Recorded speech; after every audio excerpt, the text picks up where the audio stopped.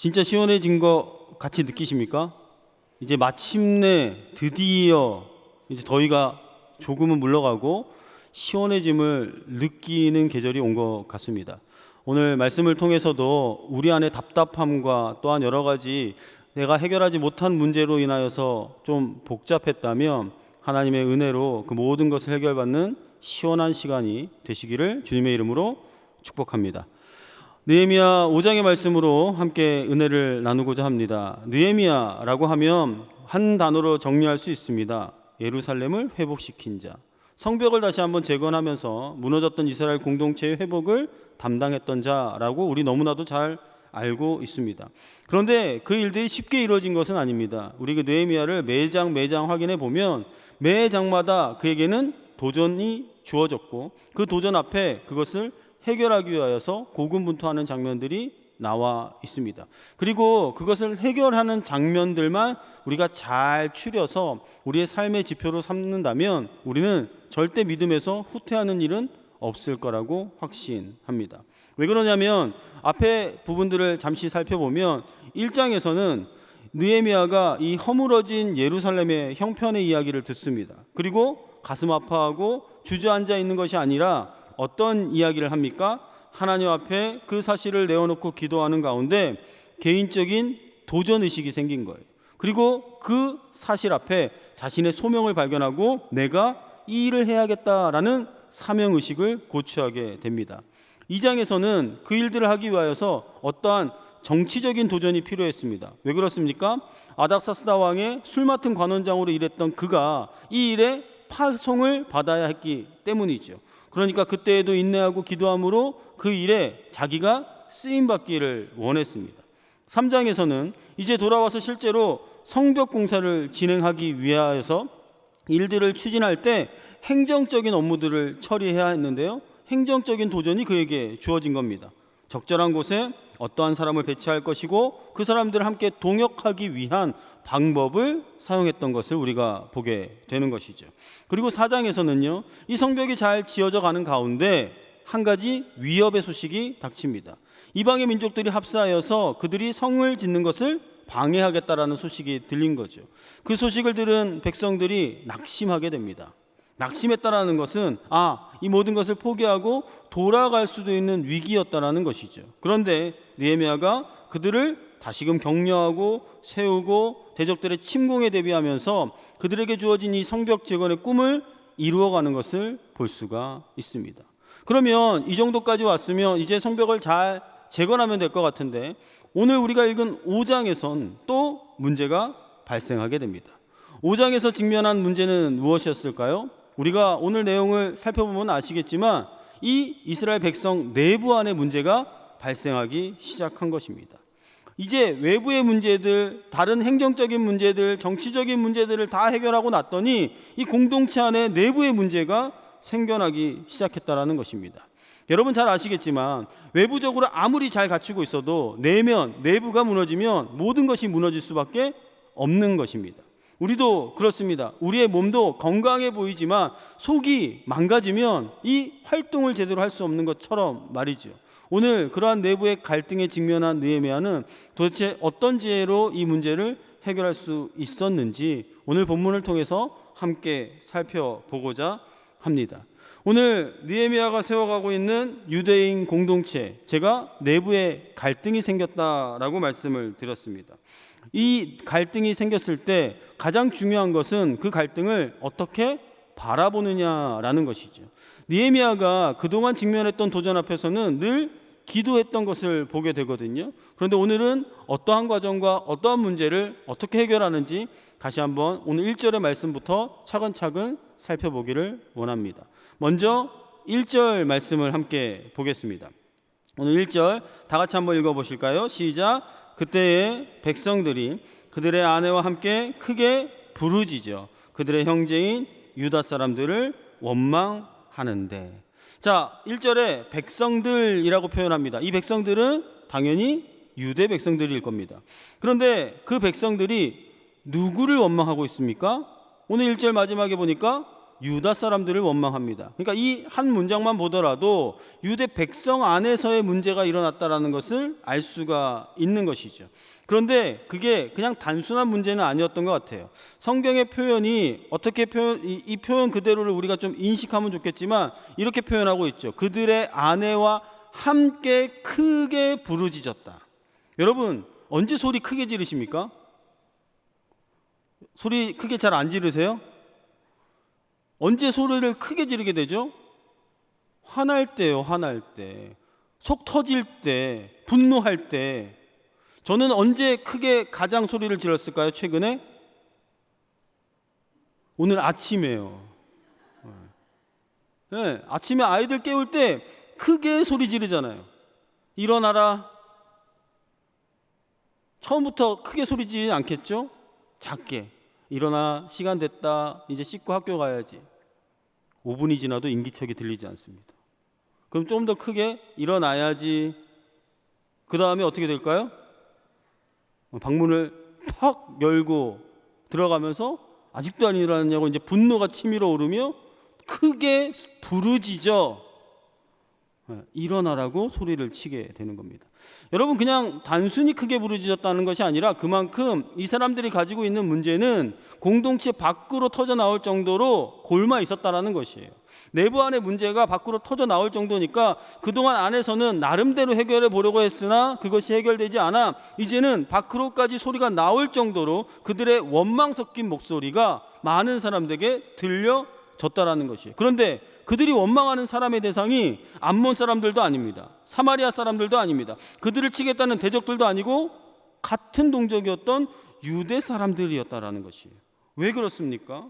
왜 그들이 그 같은 민족을 향하여서 원망 섞인 소리를 부르짖고 있느냐? 우리가 그것을 잘 볼 수가 있어야 한다라는 것이죠. 2절 3절을 보면 우리가 그것을 유추해 볼 수가 있습니다. 2절 3절 제가 한번 읽어보겠습니다. 어떤 사람은 말하기를 우리와 우리 자녀가 많으니 양식을 얻어먹고 살아야겠다 하고, 또 어떤 사람은 말하기를 우리가 밭과 포도원과 집이라도 저당 잡히고 이 흉년에 곡식을 얻자 하고. 자, 이야기하는 것이 하나로 귀결되죠. 무슨 문제가 벌어진 겁니까? 먹고 사는 게 어려워진 겁니다. 먹고 사는 게 얼마나 어려워졌을까요? 자, 생각해 보세요. 예루살렘 성벽 공사를 위하여서 사람들이 여기저기서 모였어요. 사실은 생업을 내팽개치고 자기의 전문직을 내팽개치고 모든 이들이 이 성벽을 재건하는 일에 모여들었다고요. 그러니까 많은 사람들이 모여들었으니 당연히 식량은 부족하게 되었겠죠. 그 문제가 굉장히 큰 문제가 되었을 겁니다. 그런데 오늘 우리가 본문을 살펴보면 엎친 데 덮친 격으로 흉년까지 닥쳤던 것 같습니다. 그러니 모든 사람들이 이러한 문제를 겪게 되니까 당장 식구들은 많은데 먹을 식량은 없고 어떻게 해야 할까요? 구워서라도 먹이는 겁니다. 어떻게든 살아야 하니까요. 돈이 없으면 땅을 저당 잡혀서라도 그 곡식을 얻어서 먹고 살았다라는 것이에요. 그리고 그 먹고 사는 문제가 그들에게 큰 문제가 되었는데 그것만이 아니라 4절을 보시면 어떤 사람은 말하기를 우리는 밭과 포도원으로 돈을 빚내서 왕에게 세금을 바쳤다. 먹고 사는 것뿐만 아니라 큰 세금이 그들에게 문제가 되었다라는 것이에요. 여기서 말하는 왕은 바사, 페르시아의 왕입니다. 왜요? 당시 유대는 바사의 지배를 받고 있었기 때문에 많은 세금을 왕에게 지급을 해야 했습니다. 당장 먹고 살기도 힘든데 세금까지 겹치니 정말로 살래야 살 수가 없는 거죠. 근데 문제의 핵심은 무엇입니까? 식량이 부족하고 세금을 낸 돈이 없어서 그것이 문제였을까요? 아니요. 그것이 문제는 아니었다라는 것이에요. 5절이 그 문제의 핵심을 집약하고 있습니다. 5절은 우리 다 같이 한번 읽어보실까요? 시작. 우리 육체도 우리 형제의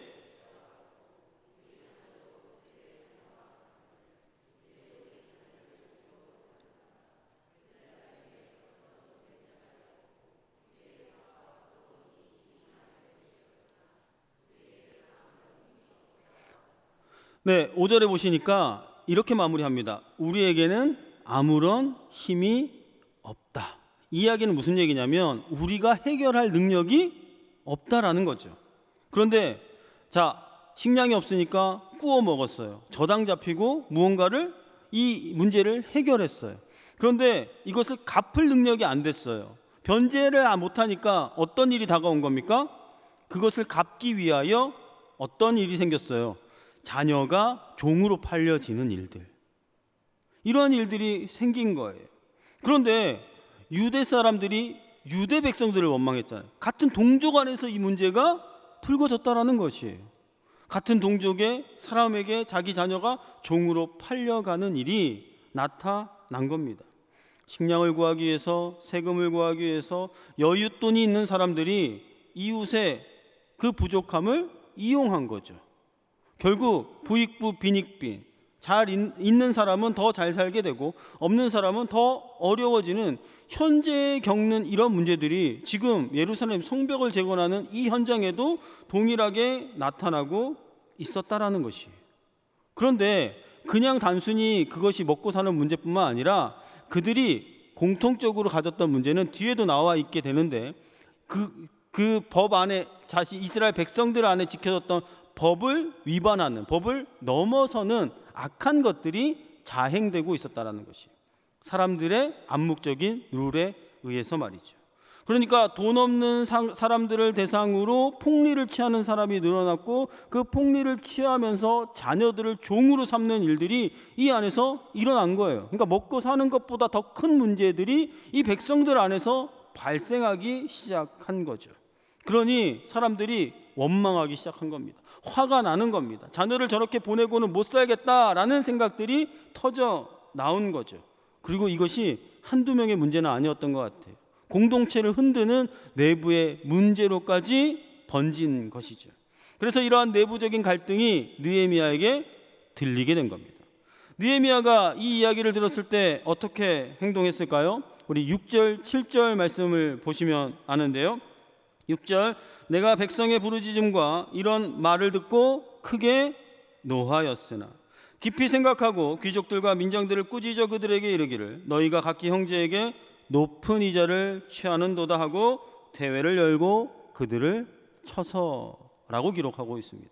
자, 느헤미야의 첫 번째 반응이 무엇입니까? 크게 노했다라는 것입니다. 여기에서 크게 노했다라는 것은 느헤미야가 다혈질이라서, 쉽게 화를 내는 성격이라서 그렇게 표현한 것 같지는 않습니다. 사실 저 같았으면 크게 화가 났을 것 같아요. 아까 아침으로 돌아가 보시면 일어나야지 5분 있다가 일어나라고까지 했는데도 일어나지 않아요. 그래서 다시 일어나라고 했는데 이 자식이 일어나면서 왜 아침부터 소리를 지르고 그래요? 부르짖었단 말이에요. 그럼 저는 어떻게 반응할까요? 뭘 잘했다고 소리를 질러? 라고 하면서 크게 분노했겠죠. 저만 그러나요? 그럼에도 여러분은 그래 이제라도 일어났으니 됐다, 이제 씻고 학교 가자, 이렇게 하는 부모님들이 얼마나 있으실지 잘 모르겠어요. 그런데 오늘 느헤미야가 했던 분노는 그런 식의 분노는 아니었다라는 것이에요. 왜 그러냐면 그 다음 문장이 그를 설명하고 있거든요. 7절에 이렇게 시작합니다. 깊이 생각하고. 크게 노하였는데요, 그게 그 문제로 인하여서 그를 분노하게 하는 일들이었다라는 것이에요. 아니, 우리 백성들 사이에서 이러한 문제가 있어서 이러한 갈등들이 계속해서 발생하고 있으니 그 문제를 듣고 얼마나 화가 났겠습니까? 그런데 그 문제를 가지고 무엇했다고요? 분노했으나 깊이 생각했다라는 것이, 이것이 오늘 본문에서 저는 가장 중요한 단어라고 생각을 합니다. 느헤미야가 화가 난 것은 당연합니다. 왜요?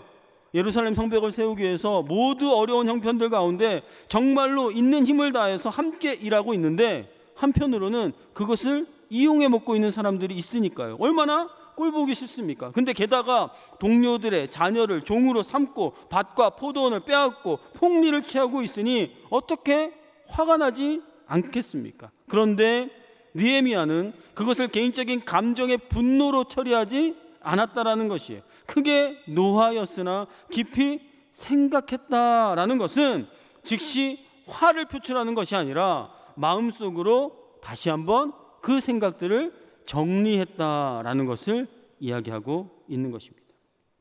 여기서 깊이 생각했다라는 건 그냥 혼자 골똘히 고민했다라는 정도를 의미하고 있진 않습니다. 우리가 이 성경을 읽으면서 이 깊이 생각했다라는 단어는 여러분 이렇게 보셔야 돼요. 느헤미야가 앞에 직면했던 도전들 앞에서 해결했던 문제처럼 느헤미야는 깊이 생각했다라는 단어를 과연 어떠한 방식으로 해결했을까? 고민해 보면 우리가 유추할 수 있는 건 딱 한 가지밖에 없습니다. 하나님 앞에서 그 생각을 정리했다라는 것이. 하나님 앞에서 생각을 정리했다라는 건 다시 쉽게 표현하면 무엇이 하나님이 원하시는 방법인지, 어떻게 하는 것이 하나님이 기뻐하시는 방법인지, 또한 어떻게 해결하는 것이 하나님의 뜻을 이루는 것인지까지도 생각을 정리하고 하나님의 뜻을 찾고 묻고, 그리고 하나님이 어떤 응답을 주실지 귀를 기울이는 기도의 시간이 그 가운데 있었다라는 것을 보여주고 있는 것입니다. 그러니까 우리가 이러한 분노할 만한 상황 가운데서도 우리가 죄를 짓지 않고 해야 할 행동은 무엇입니까? 하나님 앞으로 나아가 깊이 생각하는 것임을 절대 잊지 마시길 바랍니다. 아침에 아이를 깨울 때도 깊이 생각하는 여유를 가지셨으면 좋겠습니다.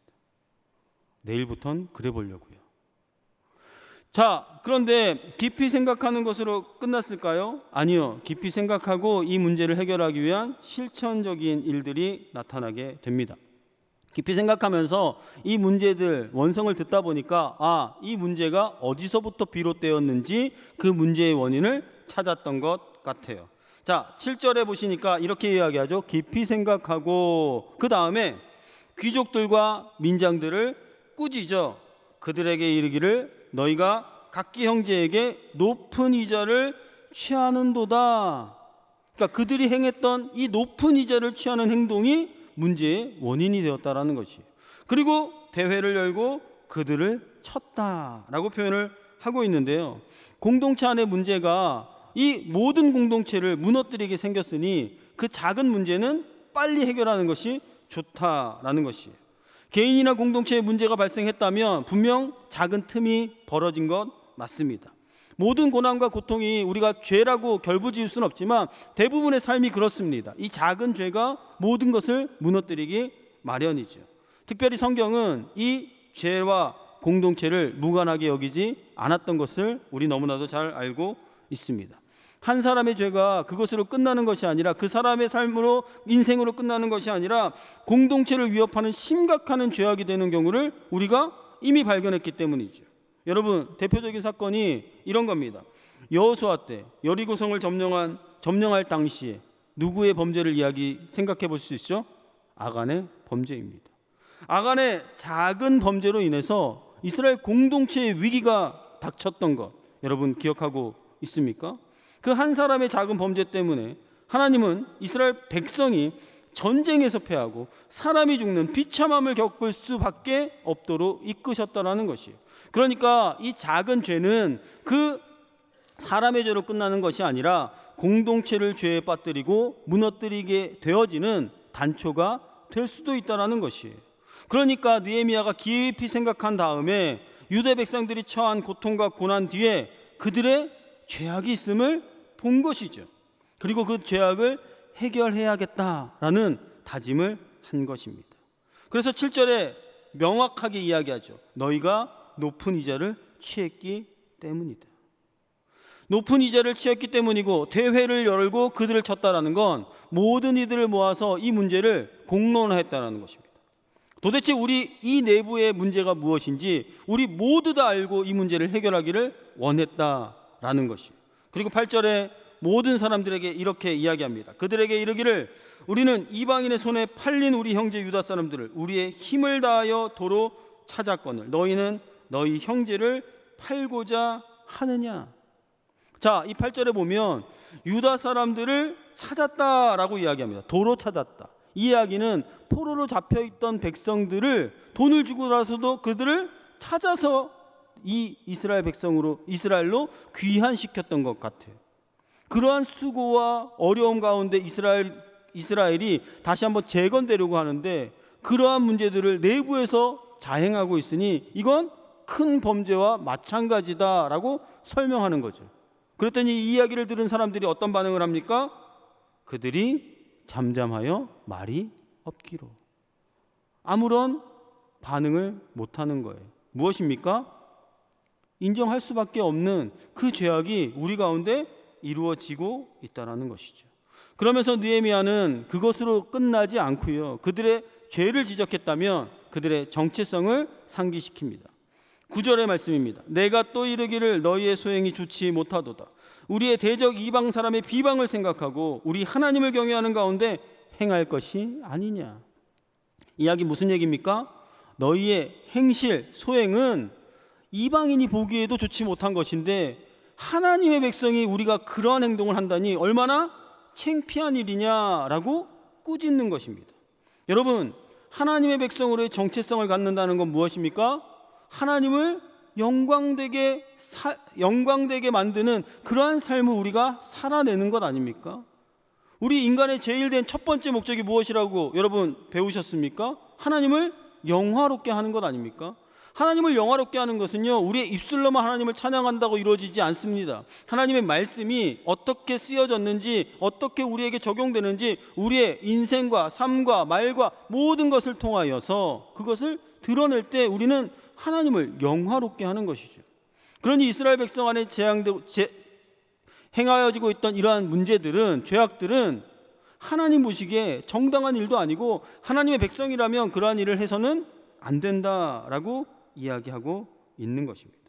그리고 느헤미야가 그들의 정체성을 상기시킨 다음에 공개적으로 제안합니다. 10절, 나와 내 형제와 종자들도 역시 돈과 양식을 백성에게 꾸어 주었거니와 우리가 그 이자 받기를 그치자.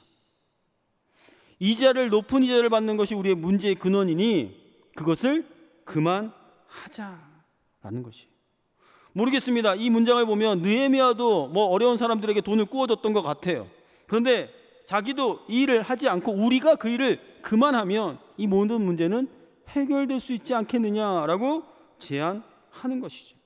그리고 한 걸음 더 나아가 11절, 그런즉 너희는 오늘이라도 그들의 밭과 포도원과 감람원과 집이며 꾸어준 돈이나 양식이나 새 포도주나 기름의 100분의 1을 돌려보내라. 그리고 실제적으로 그 일들을 실천할 것을 제안하고 있는 것입니다. 여러분, 오늘 느헤미야가 깊이 생각한 후에 이 문제의 원인을 발견했고 그 문제를 해결하기 위해 사람을 모았고 그 문제를 지적하고 하나님 나라의 백성의 정체성을 상기시킨 다음에 그 문제의 해결 방법까지 알려주었습니다. 이것이 모든 문제를 착착착착 진행되고 이 이스라엘 공동체를 살리는 모든 해결책이었을까요? 더 중요한 건 이러한 느헤미야의 원인과 진단과 지적과 해결책 제시한 다음에 더 중요한 것은 무엇이냐면 그 해결책을 들은 이스라엘 백성들의 반응이라는 사실입니다. 여러분, 우리가 하나님의 말씀을 몰라서 안 지키는 것이 아니거든요. 하나님의 말씀을 정말로 하나님의 말씀에 우리가 무지해서 그것을 못 지키는 게 아니에요.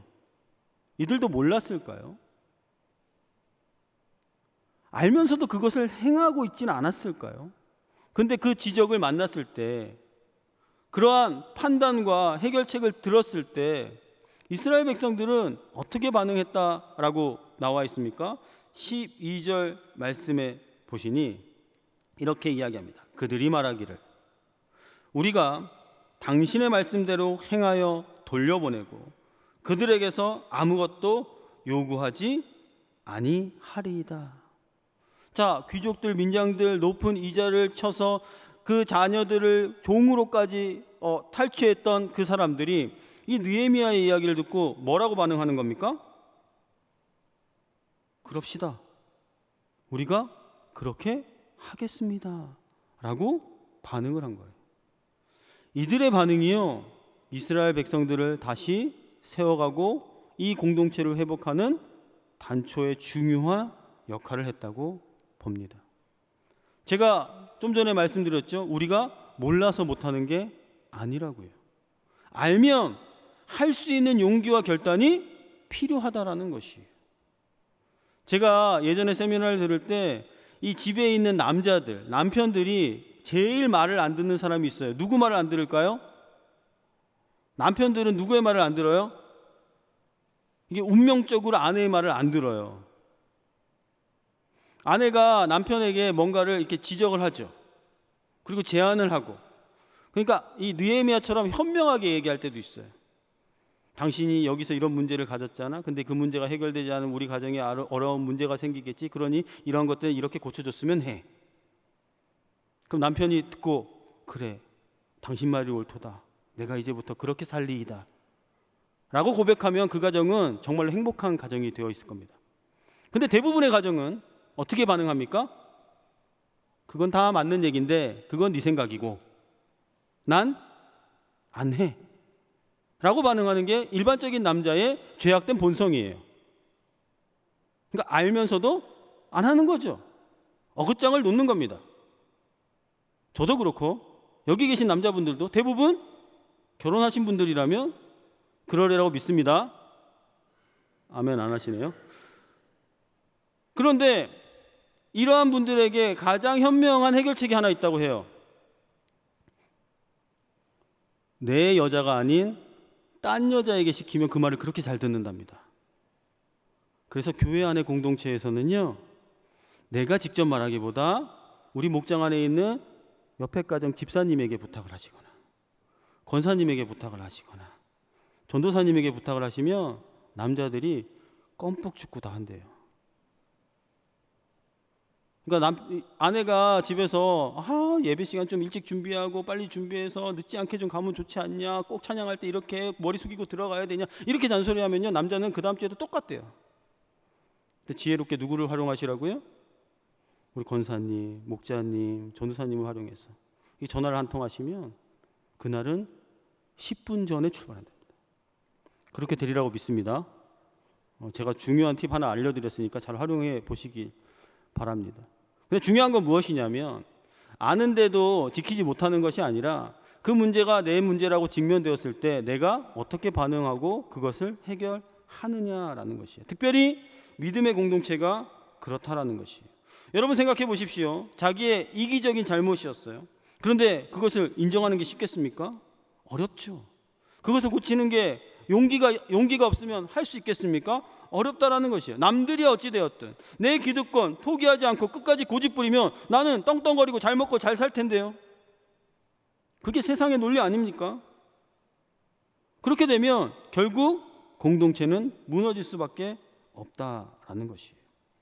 그러니 특별히 믿음의 공동체로 선 우리는 오늘 이 대목을 잘 기억해야 한다는 것이에요. 첫 번째는 아까 깊이 생각하는 것이었고요.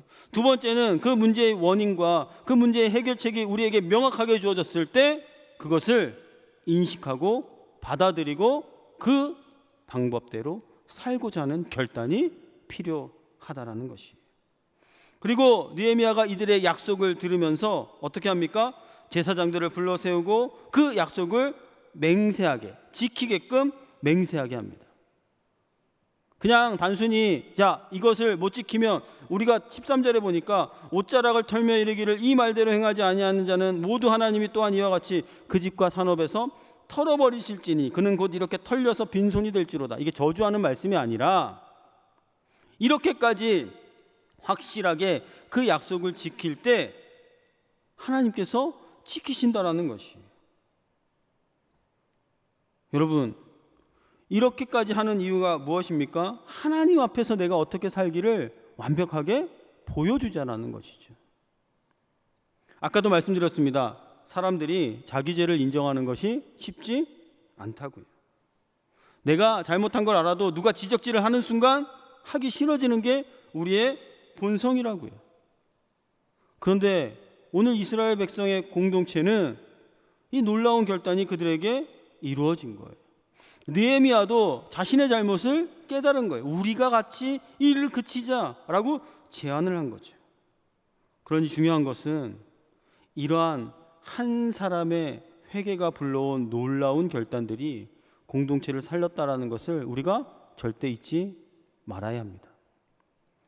우리가 기독교의 역사 가운데 수많은 부흥들을 소개받고 경험해 보았습니다. 그런데요, 그 부흥의 모든 시작의 단초는 무엇이었던 것인지 아십니까? 한 사람의 진정한 회개의 결단으로부터 시작되었다는 것을 우리는 늘 배우고 들었습니다. 그러니 오늘 우리에게 주어진 문제도 똑같습니다. 개인이 부응하는 것, 가정이 부응하는 것, 공동체가 부응하는 것, 그것의 단초는 무엇입니까? 나 한 사람이 정말로 하나님의 말씀 앞에 진실로 회개하고 그 진실한 회개 앞에 나의 모든 삶의 변화를 결단하는 것, 그렇게 용기 있게 실천하는 것이 우리를 부응케 하는 길인 줄 믿습니다. 그러므로 오늘 느헤미야가 보여줬던 문제 앞에서의 자신의 죄를 발견하고 공동체의 죄를 발견하고 진실한 회개로 이루어갔던 것처럼 우리가 죄를 죄라고 인정하며 또한 그것을 부끄러워하지 않을 수 있는 용기, 그것을 가질 수 있기를 소망합니다. 여러분, 우리가 교회를 오래 다니다 보면 착각하는 것들이 하나 있어요. 어떤 거냐면 예전에 받았던 가장 임팩트 있게 남아있던 은혜의 순간들을 우리는 놓치지 못해요. 그리고 그 이후의 삶들을 그렇게 크게 신경 쓰지 않아요.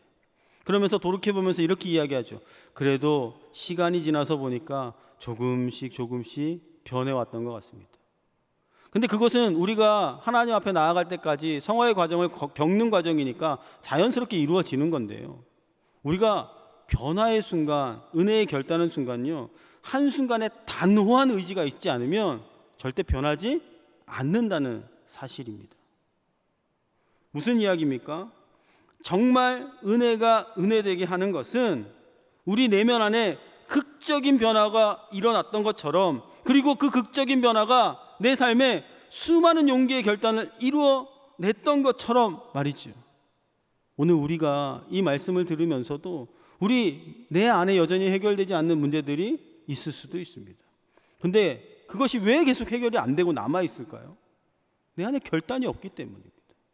내 안에 용기가 없기 때문이고, 그것을 실천할 만한 두려움이 여전히 사로잡고 있기 때문이라는 사실이에요. 우리는 마음속에 많은 생각을 가지고 있습니다. 내게 있는 10가지의 문제가 있으면 오늘 하나 해결하고 내일 그 다음에 그거, 순차적으로 뭔가 해결하기는 원하지만 사실 문제는요, 우리에게 그렇게 다가오지 않습니다.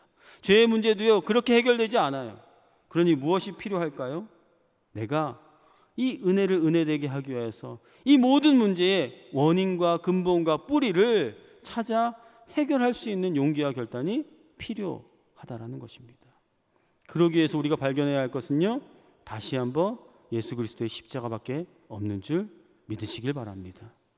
십자가로 모든 것을 이루셨던 그 주님의 은혜가 내게 가장 큰 은혜라면 우리가 그거보다 더 큰 문제가 없습니다.